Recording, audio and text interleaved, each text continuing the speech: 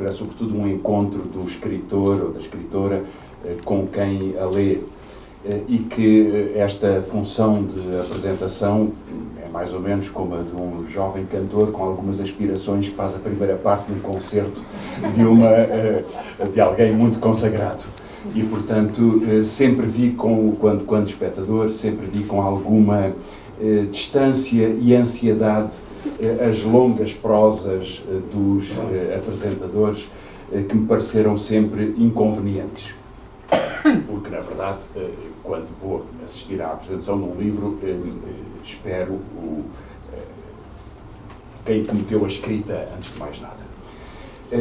Em todo caso, queria dizer-vos umas palavras sobre o livro e começar pelo mais óbvio, que é alguma implausibilidade registada sobre este convite. É certo que eu gostei do Que Importa a Fúria do Mar e talvez o tenha dito a alguém, mas isso não me classifica especialmente para poder apresentar um livro seguinte, tanto mais que o aceitei com muito gosto antes de ter lido o livro. Gosto deste verso do O'Neill e do desafio que Ana Margarida Carvalho nos deixou na sua primeira obra. Portanto, tinha uma grande expectativa sobre a segunda. Mas mesmo assim, nada disso me classifica especialmente para apresentar um livro, este ou outro. Porventura, ser leitor de livros, isso pode ajudar alguma coisa, mas não sei se é mérito suficiente. Devo, por isso, limitar-me a dizer-vos do que apreciei mais neste livro. Como foi já referido, este livro tem algumas páginas sobre um navio que vai naufragar. E vai naufragar no final do século XIX, naquele período cinzento em que a escravatura teria sido abolida, mas era comerciada. E o naufrágio vai determinar que numa praia de acesso difícil se vão encontrar pessoas que trazem o peso do mundo. Uns trazem o peso de Portugal e das suas desgraças, outros trazem simplesmente o peso do tráfico de escravos já organizado no Brasil, por onde foram viver.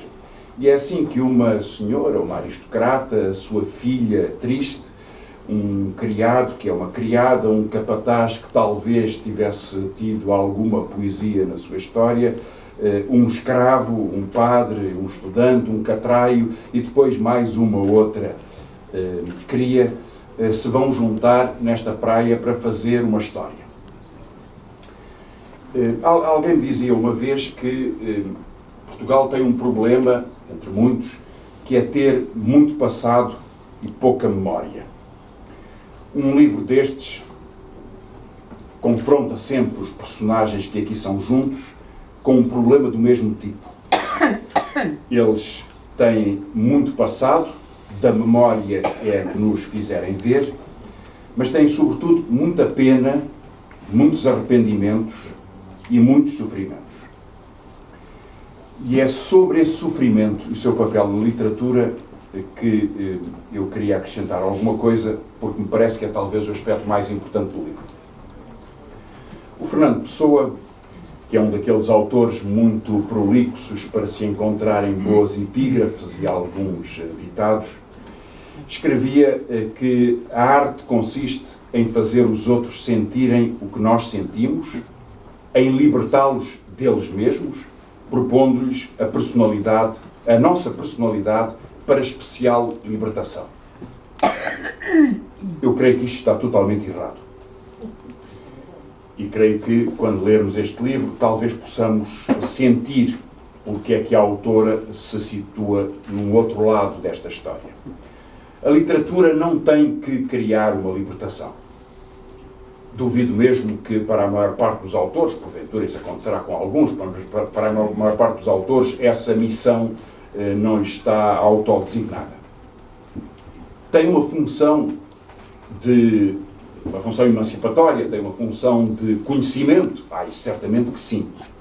Se pretende entregar a personalidade do escritor ou neste caso da escritora, como refrão para um caminho libertador, isso já pode ser um pouco mais arrogante. Mas a literatura tem uma coisa, e este livro tem essa alma, que é a busca de alguma alteridade na ficção. Otávio Paz chamava-lhe a outridade. E dizia disso: somos outros sem deixarmos de ser quem somos. Nós, os escritores, somos outros sem deixarmos de ser quem somos.